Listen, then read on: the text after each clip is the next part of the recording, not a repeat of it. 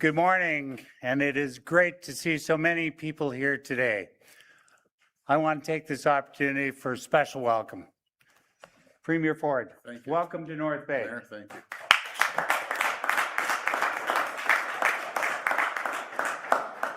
I want to say thank you on behalf of all the citizens of North Bay and Northern Ontario for your support, for your government support, our ministers that are here today supporting. But first of all, I want to certainly recognize somebody who's close and dear friend of mine, MPP Vic Fideli, for all the work he's done in the riding and right across this province. Thank you, thank you, thank you. I want to take time to put out to the ONTC team and Chad for all the work and the leadership that he provides and for bringing back Ontario Northland to what it should be. Here, here. We're here today to mark another milestone in the return of the Northlander, and we're all looking forward to seeing the train back in full service. This is such an important service for our northern communities. It connects people to jobs, education, medical appointments, and other services that aren't always easy to reach. It also helps our local businesses by bringing visitors and tourists to this area, supporting our economy and the entire economy for Northern Ontario. With that in mind, I want to hand things over to Chairman Al Spacek. Al?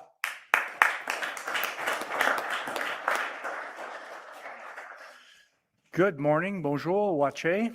I'm Al Spacek, Chair of the Ontario Northland Transportation Commission, and it's a privilege to once again welcome you all back to the beautiful city of North Bay for another fantastic transportation announcement. Today, we're grateful to be joined by the Premier of Ontario, Doug Ford, PA to the Minister of Transportation, Rick Brisé, local MPP, Minister of Economic Development and Champion for Ontario Northland, Vic Fideli, Minister Graydon Smith, and George Peary. His Worship spoke earlier, Peter Chirico, and of course our CEO, our team leader, Chad Evans.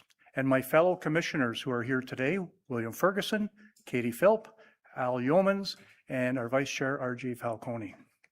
For those keeping track, this is already the fourth provincial announcement in 4 months this year, which goes to show how this government is serious about the North, and they're serious about the people of the North.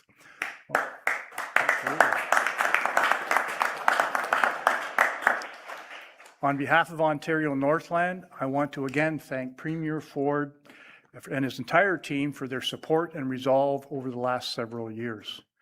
Big projects require bold leaders, and that's exactly what we have here at the podium this morning. We have leaders who are able to think big and deliver. We also have numerous Ontario Northland employees with us here today. These are the women and the men who turn the wrenches and therefore turn good government policy into reality. And without their hard work, none of this would be possible, so thank you. Thank you very much. And thank you again to Premier Ford and the countless individuals from north to south who have helped us push this project forward. And with that, it's my pleasure to welcome someone who's no stranger to Northern Ontario, PA Rick Brisé. Thank you. Good morning, everyone, and thank you, Al, for the kind introduction. It is great to be back here again in North Bay on behalf of Minister Sarkaria, alongside, of course, Premier Ford, Ontario Northland CEO Chad Evans, and the Chair, Alan Spacek.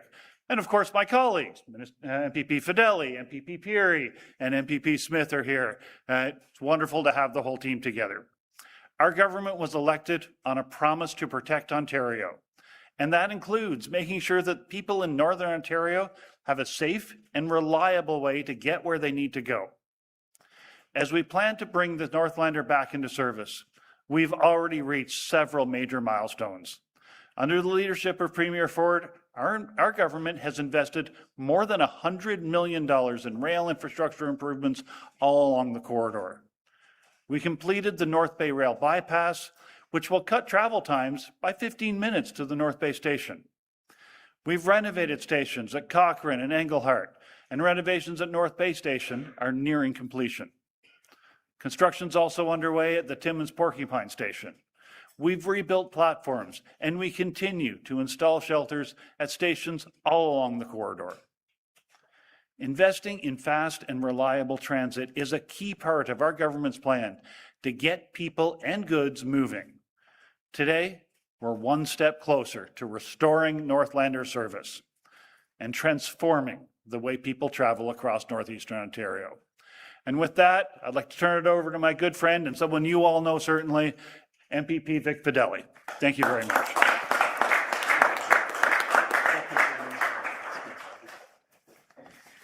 Well, as you can see, the Northlander is here, folks. Thank you, Premier Ford, for making this dream of the North a reality.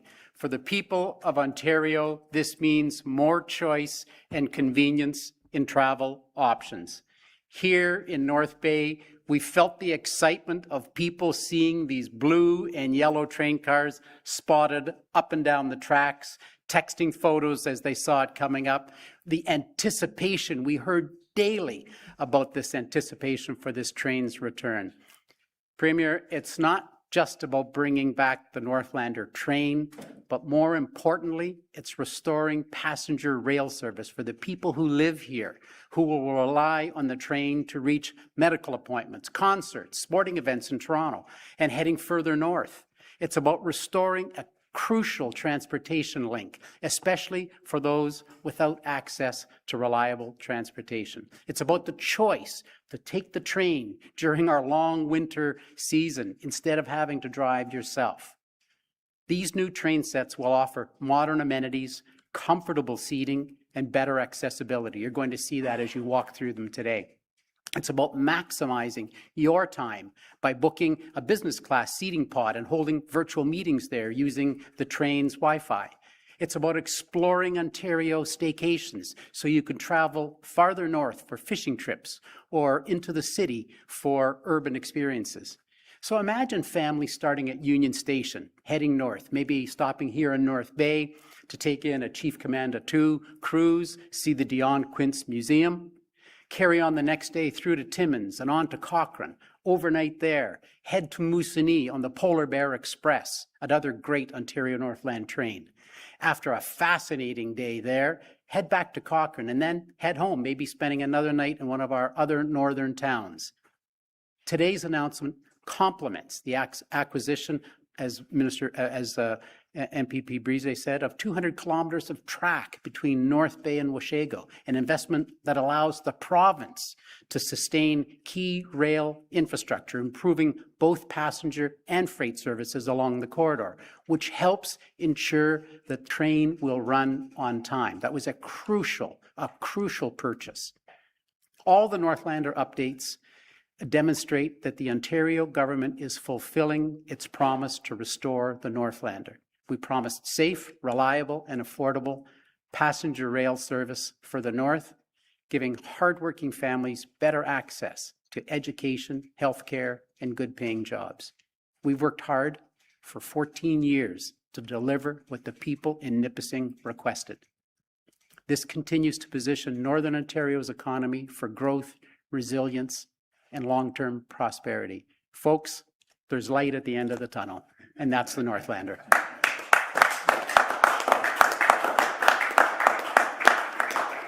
And now it gives me great pleasure to introduce a really great friend of Ontario's North.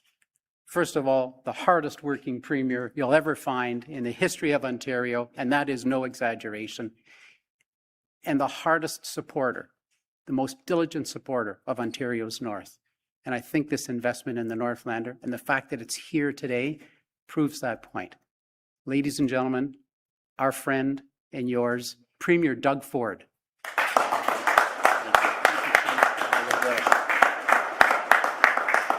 Well, first of all, it's great to be here in North Bay, folks.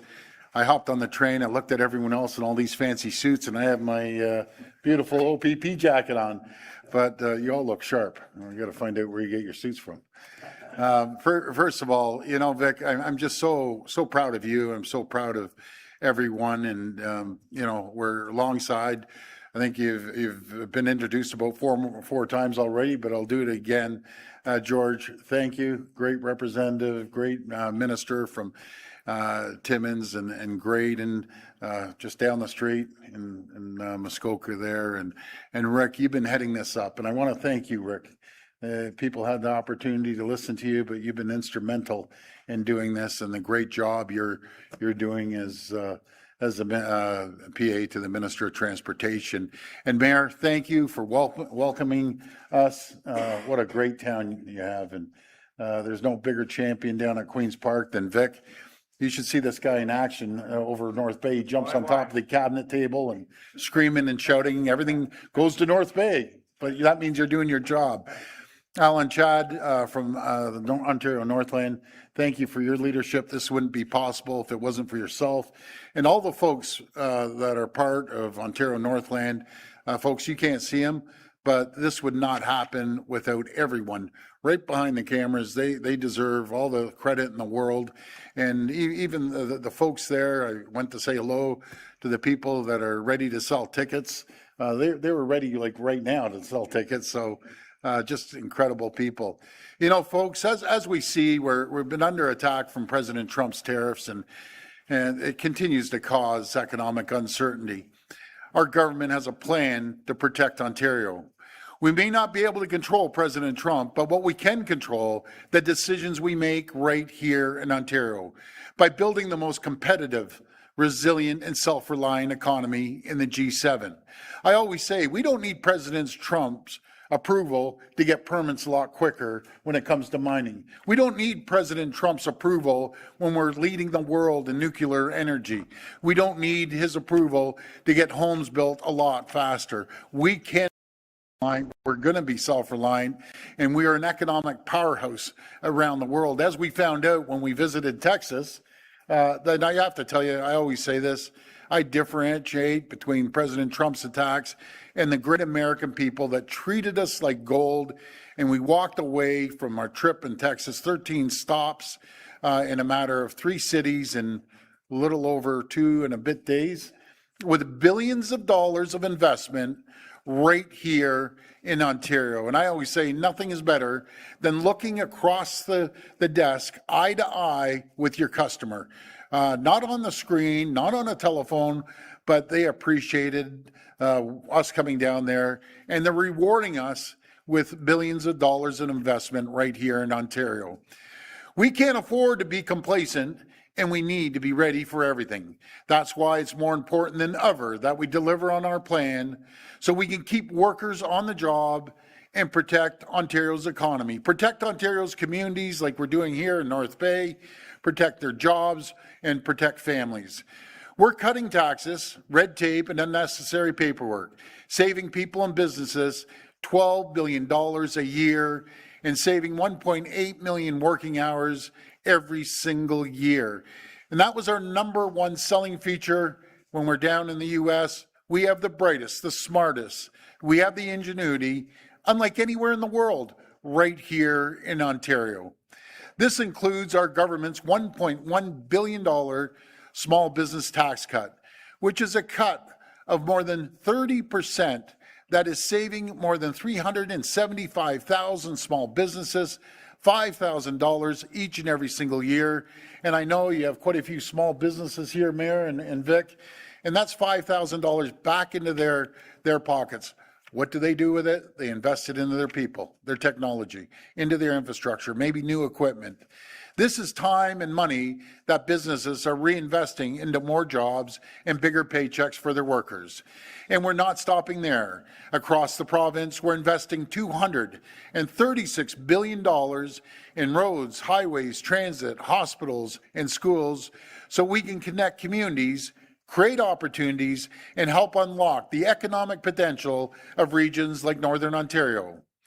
For example, here in North Bay, we're investing over $13 million through our municipal housing infrastructure program to support water and infrastructure projects, enabling the construction of 880 new homes and helping protect more than 25,000 more.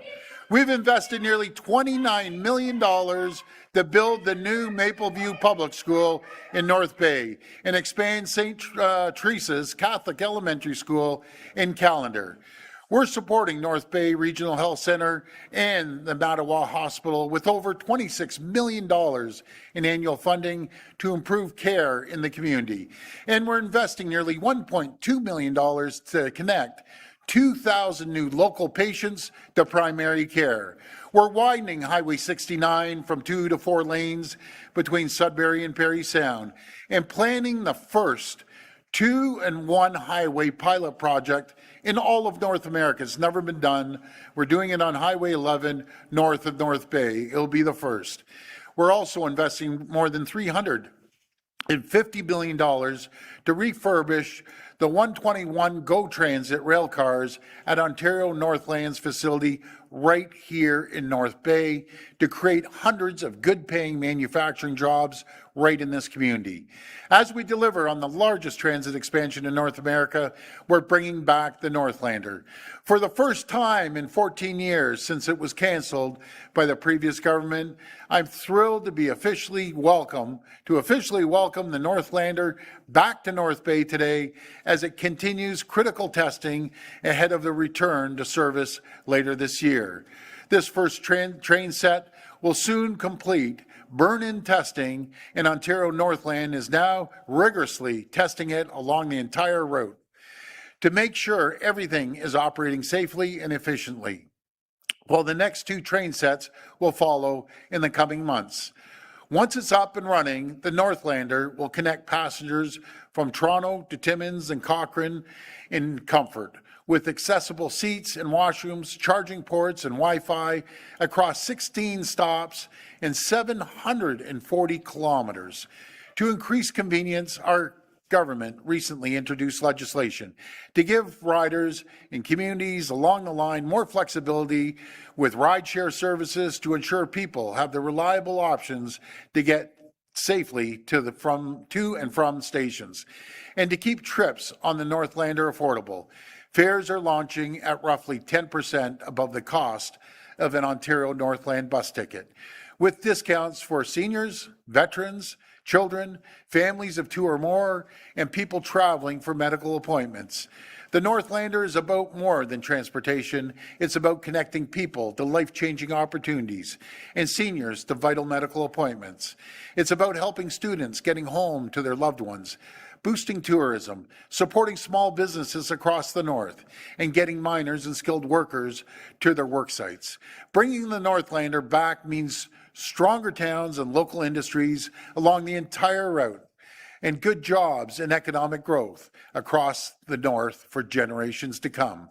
Our government will continue to invest in the largest plan to build in Canadian history, including roads, transit, highways, so we can connect communities and lower costs for families as we make Ontario the most resilient, self-reliant, and the most competitive economy in the G7.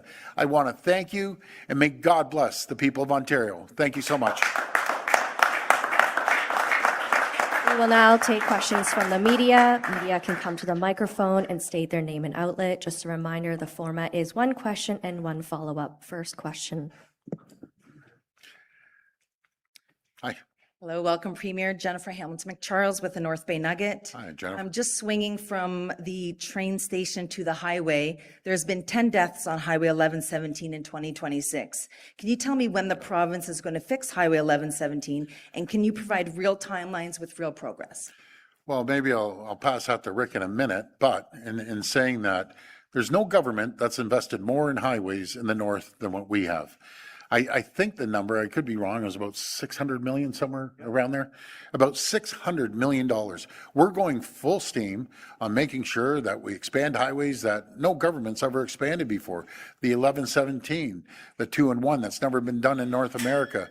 We're expanding that treacherous trek down from Sudbury, 69, making that 2 lanes on either side. It's going to make it a lot safer. But I'll pass it over to you, Rick. Thank you, Jennifer, for the question. And of course, whenever there's a tragedy on any of our highways, our thoughts go out to the families involved. It's something that Safety is our number one priority, and it's a non-political statement. We have to have safety. And our theme is to protect Ontario. Safety is one of those big pieces. As the Premier just said, we're investing in 11 North. We're investing in 1117 going west. We're investing in 69. These roads are being expanded, whether it's two-laning them or 2+1, the new innovative approach. And on top of that, the maintenance processes that we do, the snow clearing processes that we're achieving, our target was 90% to achieve those goals. We're actually achieving 98%, meeting those timelines and getting sure that the roads are cleared as quickly as possible.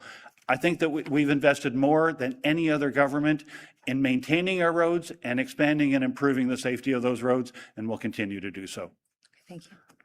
Premier, just my follow-up question. Can you tell me what the province's plan is for nurse practitioners? In Northern Ontario, thousands of people don't have a doctor and are currently being forced to pay for services of nurse practitioners. Well, again, I go back to investments in healthcare of $93 billion. We're hiring more nurse practitioners. I'm a big fan of them. We're paying for doctors' educations. We're paying for nurses' education if they work in a rural area. And it's never been done. We're building more medical schools than ever before in the history of our province. But I'm a big fan of nurse practitioners, and we're going to continue hiring more and more nurse practitioners. And again, no one should ever, and if they ever do get billed separately, they need to contact your local representative, because you shouldn't be paying on your credit card. You pay on your OHIP card, and that's what we're focused on. But again, I just want to emphasize, we came into office, there was $60 billion being spent, and now we're up to $94 billion on healthcare. We're just putting unprecedented amounts of money into healthcare. And as we saw our province grow unprecedentedly, 2 million people since we've been in office, we're going to continue to keep up with the demand. We're investing over $60 billion. I think that's a conservative estimate. Building 50 new hospitals. You're either getting a new hospital or a expanded part of your hospital. So we're focused 100% on healthcare. Good morning. Sarah Cook, Almagua News and MuskokaRegion.com.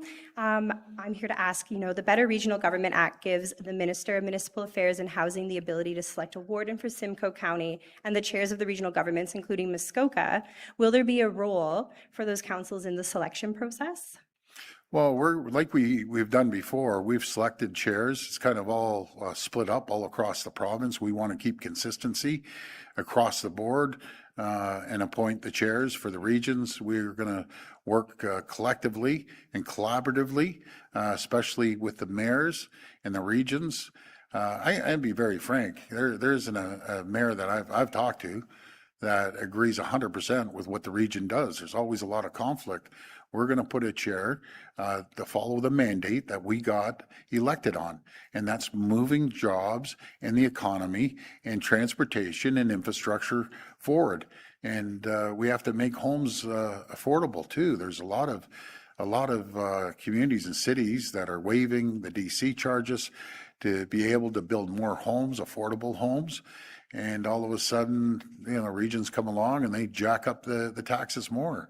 So we're going to make sure we work collaboratively with the cities that work within the region. And so you said the chair will be appointed, not elected. Why do you feel having a non-elected official overseeing an elected body will benefit taxpayers?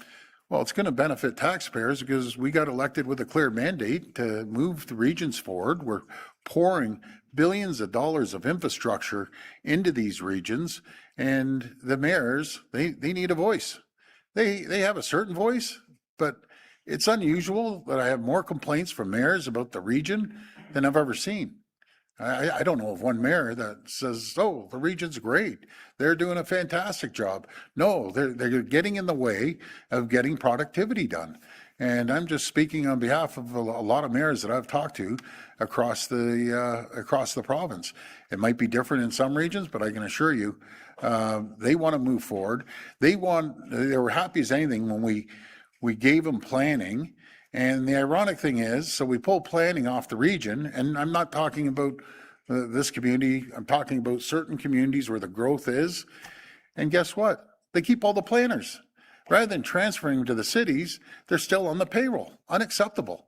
So we're going to go in there, we're going to streamline the system, make it more efficient, respect the taxpayers, and you can't start seeing double-digit tax increases from the region. And a perfect example is Niagara. Niagara has 125 or 126 politicians.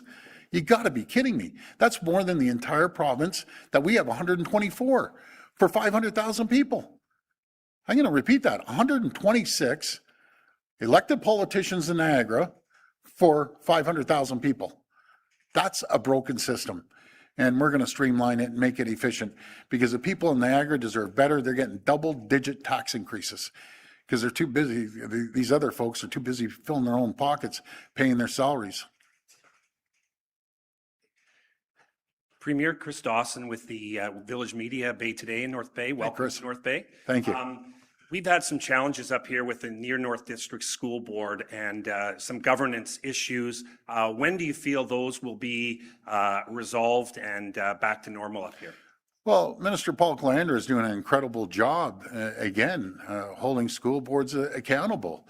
I've told these stories. The school board doesn't have the right to go on a trip to Italy and spend $100,000 on artwork for schools. These are real stories, folks. Those $100,000, and by the way, spending more on their whole trip. So the $100,000 for the artwork, I think it was over $100,000 for them to fly over to Italy to buy artwork. You got to be kidding. Waking up at 2 o'clock in the morning and ordering hamburgers and milkshakes and everything else. Are you serious? On the taxpayers' money? You know, it's ridiculous. I'll tell you one thing. I know Vic, he travels around the world. His expense is zero, and I don't expect that from anyone. My expense is zero, and I don't expect it. But come on, you know, ordering flat screen TVs, 4 laptops, 5 laptops. I could go on and on and on about the waste of taxpayers' money in the school boards. Their focus should be spending money with students, with teachers, and working with parents. That's their focus. And what we announced is $750 for each teacher from kindergarten up to grade 8, that they have a purchasing card, that they can go online and buy their own pens and papers and anything else they need for their class. Because too many times, I saw it firsthand, I went into a store and one teacher was buying stuff for their classroom out of their own pocket. And then I went to another store, I saw a couple teachers buying it. I actually offered to pay one. So it's unacceptable. They're paying out of their own pocket. For the first time ever in the history of Ontario, they're going to have $750 on a purchasing card to buy what they need for the classrooms. Hi, Premier. I'm Leah Bortz-Cooperman with the Narwhal. I'd like to ask about the Species Conservation Act, which I know the City of North Bay has supported, but some ministries have raised serious concerns about. How would you respond to government experts saying the changes could create serious gaps in protection for species at risk? No, that's a priority to make sure we protect all species at risk and focus and work with our Ministry of Environment. That's what I believe in. So there'll always be consultation. But as I've said, we aren't going to hold up Highway 413, the Bradford bypass, over a grasshopper. Not happening. We have a mandate to build, and we're going to build. But we're going to respect the environment at all costs. But we aren't going to, stop a highway 413 that some people believe we should. It's unacceptable. So folks, Ontario is 1,070,000 square kilometers. We love our nature. We love environment, and we live in the greatest jurisdiction in the world. Just to give you an idea, one of our ridings, just one riding, is the size of France. We're twice the size of Texas. We can get to Florida quicker than we can drive from one end of our province up to Kenora. It's beautiful. We're going to maintain it. We're going to maintain the 250,000 lakes that we have here. It's a beautiful province, and we're going to make sure it stays that way. My follow-up question is that you're moving ahead with the consolidation of conservation authorities without municipal support. How can your government move forward with this plan? Well, again, we had rules all over the province, all different rules. No matter where you are, we had conservation authorities having rules in one place, having rules in another, and it was just scattered all over the place. We had 5 conservation authorities in one city, Hamilton. Imagine dealing with 5 conservation authorities. We are not cutting anything. We're enhancing it. We're going to give them more opportunity, more funding to really focus on what matters. And that's conservation. It's not about someone building a balcony on the back of their house that gets held up for 3 years because the Conservation Authority. They should look at the watershed and they should be focused on conservation. And we have the best person in the entire province, as far as I'm concerned, that's going to head it up, standardize it, work with municipalities and 9 conservation authorities. It's called efficiency. And by the way, folks, we're the only jurisdiction in the entire country to have these conservation authorities. We'll work with them, but we're going to make it stronger. Hi, Premier. My name is Esperance from CBC Sudbury. Many people in the North say the planned schedule or the late schedule for the Northlander does not meet their needs. So what is the point of bringing the train back if people cannot realistically use it? I'm going to fully disagree, but I think I'll pass it over to Rick. You want to talk, or what? Let's talk Chad. I got to tell you, Chad and Al have done a phenomenal job.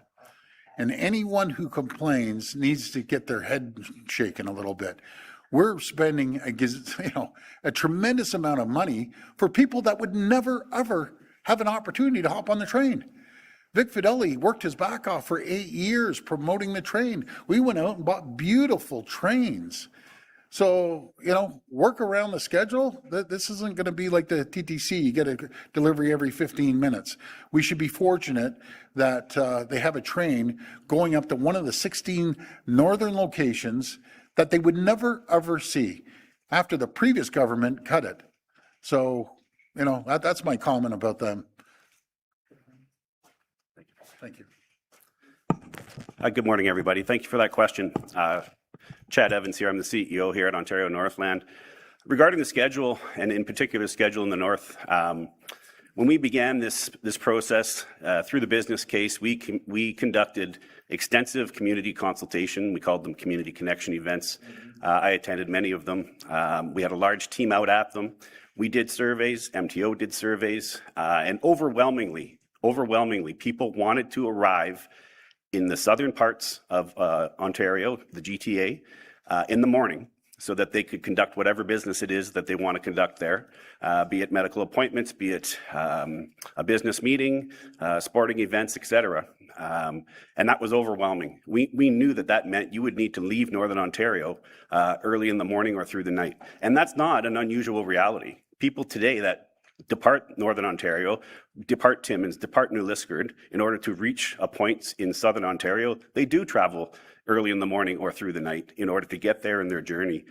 So we're happy to offer this service. We're happy to offer a service that meets the needs of what we heard when we did that consultation, and we'll continue to listen to people as we roll out the service. Thank you.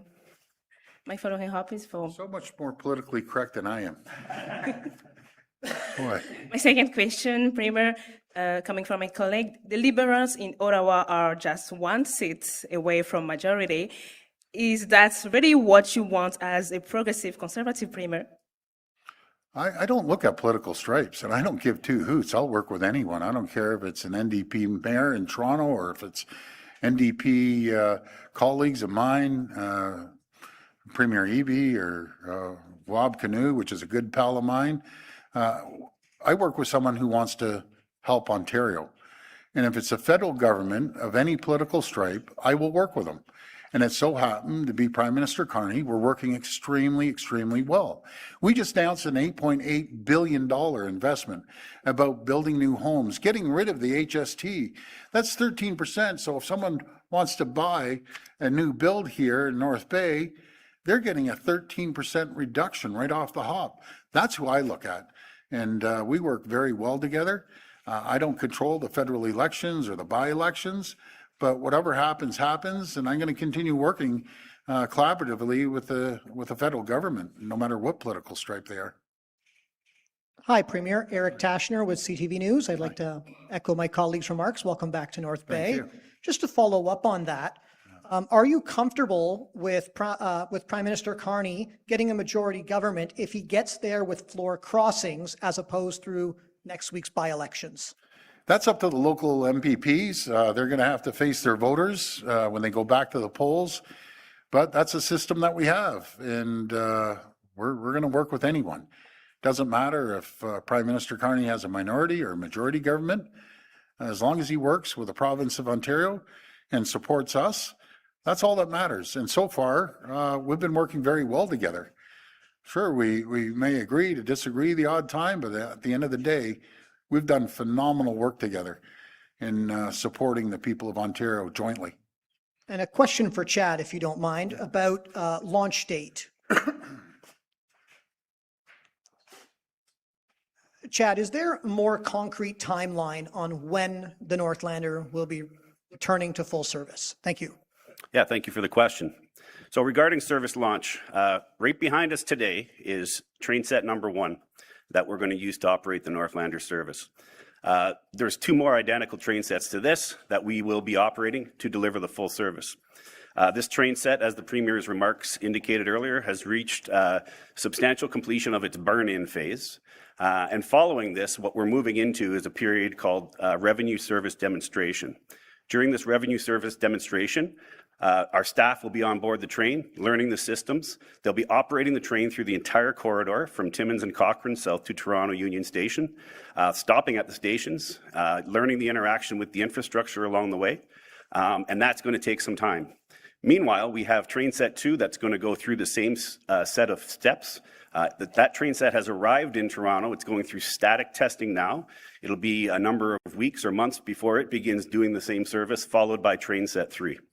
Once those 3 train sets reach substantial completion of testing, we'll be confident to announce a start date. And we won't announce that start date until we are confident that we can operate a safe, accessible service throughout the north. But we're happy to report progress on train set 1 here today, and we're happy to welcome you on board to see what it looks like. Premier Richard Coffin, Vista Radio. Hi, Richard. People seen the train around town and enjoy seeing it, welcoming it back, but they really want to know about the schedule, which we just heard about, but also about fares. What do you think a fair price is to take a ride on this train? Back to Chad. Before you start, when I saw the fares, I thought, boy, this is economic. They have discounts for everything from veterans to seniors to families. They've priced it very competitively, and what I've seen, it's about 10% more than a bus ride. And I love, it's great that they have the buses, but man, you have a choice between that bus and this, night and day.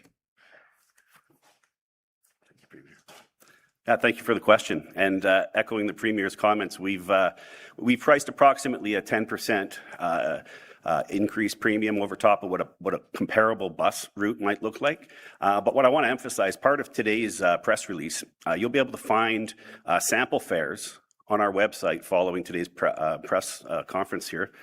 You'll be able to see some examples of destinations, what's it cost from Timmins to North Bay to Toronto. There's a number of combinations there as examples of what it could cost. It also gets into some of those, what's it cost for an adult, what's it cost for a child, what's it cost for traveling for medical. So all these examples are on there. Let me be clear, tickets are not for sale today. Okay, but we are announcing what the ticket fare schedule will look like so that we can answer one of the most popular questions that I get all the time, and that is, how much is a ticket going to cost? So I echo the Premier's sentiments. I think it's affordable. We heard from the start of those consultations I mentioned earlier that people want an affordable ticket. So we priced a fair price for this wonderful service, and I look forward to you exploring that further. This will be the last reporter. Good morning, Clark Heipel here from Cogeco News in North Bay. Hi.